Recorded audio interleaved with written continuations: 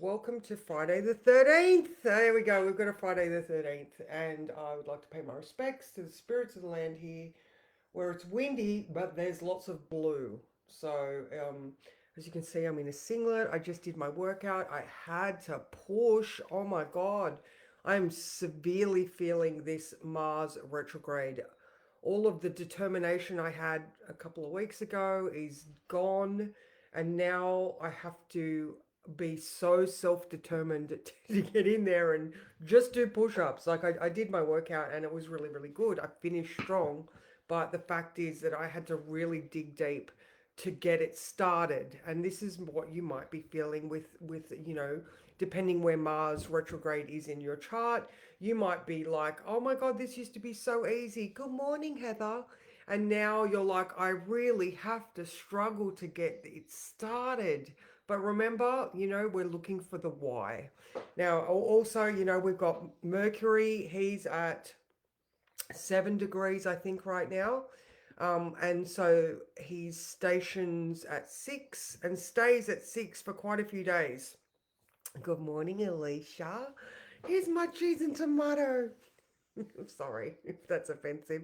Good morning, Susan. You have been on my mind. I hope everything is running smoothly for you. So yeah, so remember, the Mercury retrograde snafus are just ridiculous right now. Um, yeah, I'm not going to go into it. For those who know me personally, it's hilarious. Anyway, okay, so now today, when we look at the words, all right, what is that uncomfortable feeling? Can you identify it or when it started? Or remember, this is like, we're going all the way back to what month are we in? December, mid-November for some of the things that we're dealing with right now. So be open to changes throughout the day and be willing to hear people out before you try to solve their problems. Look at yourself first before you argue a point. Now, there's a couple of Uranian things here. So remembering Uranus is in Taurus, so we've got things around money, and there could be contractual stuff. I know contracts just went out the window yesterday completely. So that was funny. All right, so the moon is going to conjunct Uranus at 6:45. All right, so that is strong all day.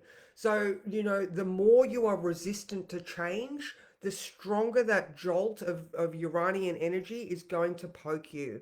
All right, so think cattle prod. Am I being resistant to change? Am I being stubborn? Am I being Taurian? Because that shit is going to get old quickly if you are like, oh, I don't want to move. Oh, that hurts. Oh my God. All right, so now in addition to that, this moon in Taurus is in conjunct the sun in Sagittarius. So are you being stubborn about a belief that you have? Remember, sun in Sag, philosophy, beliefs, religion, spirituality, higher education. Do you think you know something? Um, um, Sorry, I just got a distraction. Ding. Do you think you know something and you are so stubborn that you don't want to be told differently? All right. So, Moon in Taurus in conjunct Sun in Sag. However, the Sun in Sag is in conjunct Uranus, obviously, because the Moon's in Taurus and Uranus is in Taurus. So, they are in conjunct each other. All right. So, there is tension, there is adjustment required. But, like I said, that adjustment, rather than being an earthquake or a cattle prod, just be open to change. Be open to seeing things from a different point of view. Be open to not knowing everything, all right? Also, be open to maybe the universe holding a mirror up to you so that if someone else is being a complete idiot, is there something, and I'm not saying that you're being a complete idiot, but is there some part of something that you're seeing that is actually a part of yourself that needs to be resolved? All right, so yeah, so we've got that Sun in conjunct Uranus and Sun square Neptune.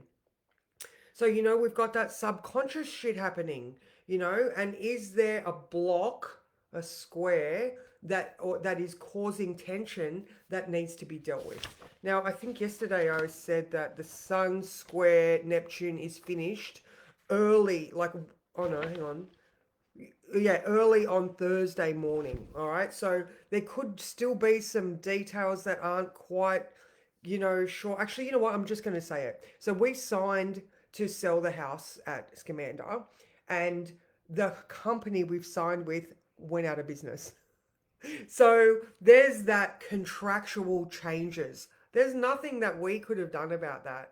But the universe is like, no, 45-degree turn, you're going with someone else. So, Susan, that's why I was sort of saying with you, I hope everything's okay because we are going back to that mid November point.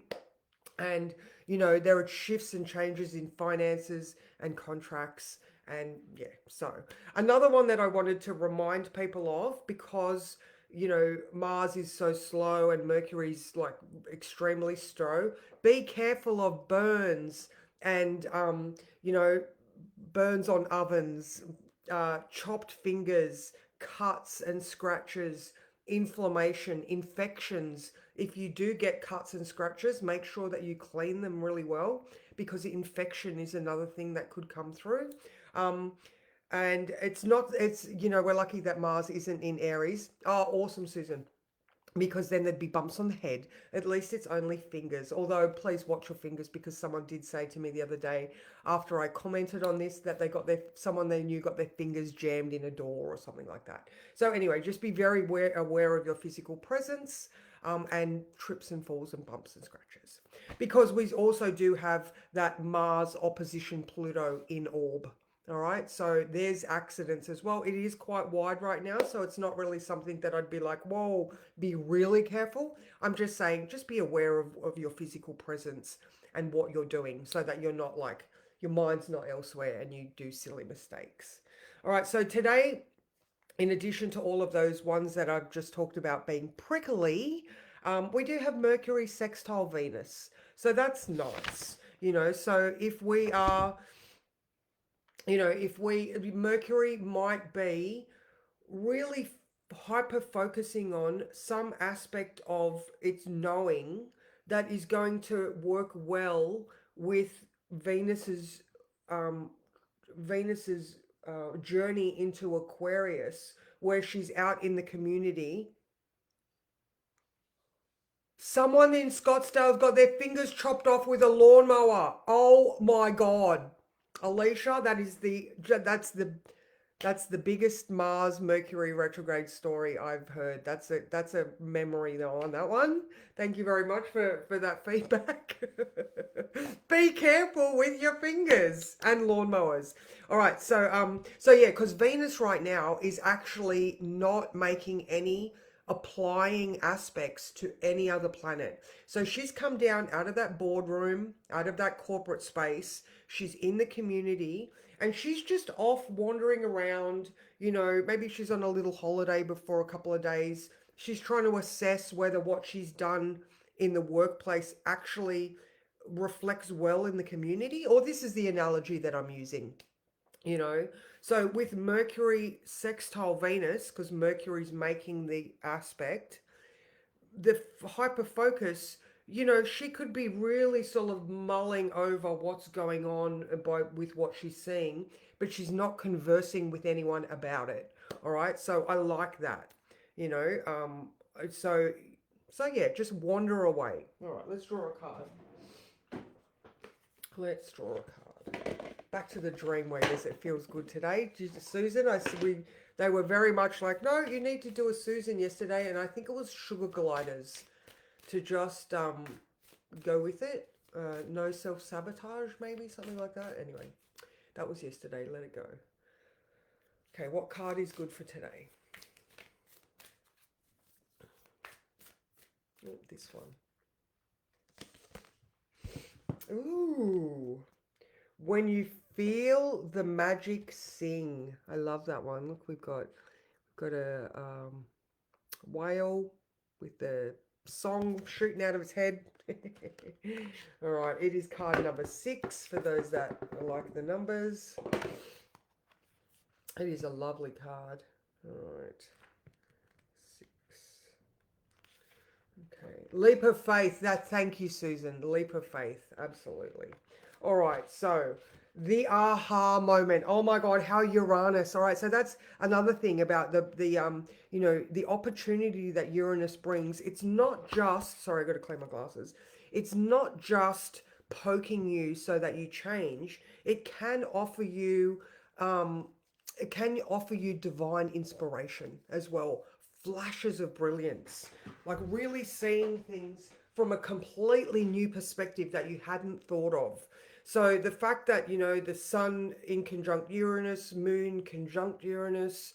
Now that strength of the moon in conjunct the sun is between 9 and 2:30, 9:15 and 2:30. So just be aware of that discomfort. Don't allow your brain to hyper focus. Mercury is quite stationary. So just acknowledge the feeling and say, I'll deal with you later. All right. Acknowledge, yeah, oh, there's that Uranian feeling. All right. I'm just going to continue to move on. All right. So the aha moment, on the right track. Hope is real and you are being cared for. Your partnership with spirit is true and you are not alone. You are being used for a higher purpose. The aha moment when the light bulb in your mind goes on, your heart goes ding, and time stands still. Suddenly, a bright light reveals something that was hidden, that you've been looking for, but you didn't know it. When you feel the magic sing, you know your connection to Source, to the love of the universe in that one timeless moment. Oh my God, sorry, can't breathe. You realize that time can stretch beyond what you ever thought possible, and you're given an expanded view and a second chance. More of you is available for whatever it is that you need to experience. This is access to more than before, and it's likely that you're not going to know how any of it happened. Now is the time to remember a moment like this in your life. Be ready for it to happen again. Perhaps this reflects your current experience, but regardless, you are about to enter a time of harmony where you will be certain of all of your alignment with the highest good for all. It's a beautiful feeling to know that your note in the symphony of life is pure and in tune. Use this moment wisely and be conscious of distractions. So when you feel the magic sing and your intuition pings, this is a time to receive, expand, and rejoice. Oh my God, I love that. I absolutely love that because, Uranus is the higher octave of Mercury, and it is a very musical type of resonance, and I mean, your birth chart is just the unique note of resonance that is yours at the time of your birth because, all of those planets and positions are unique to you.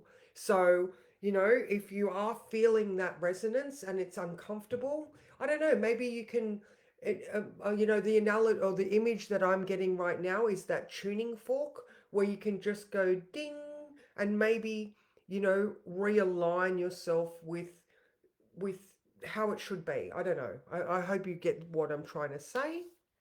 Alicia, you've got those amazing chimes, those solfeggio.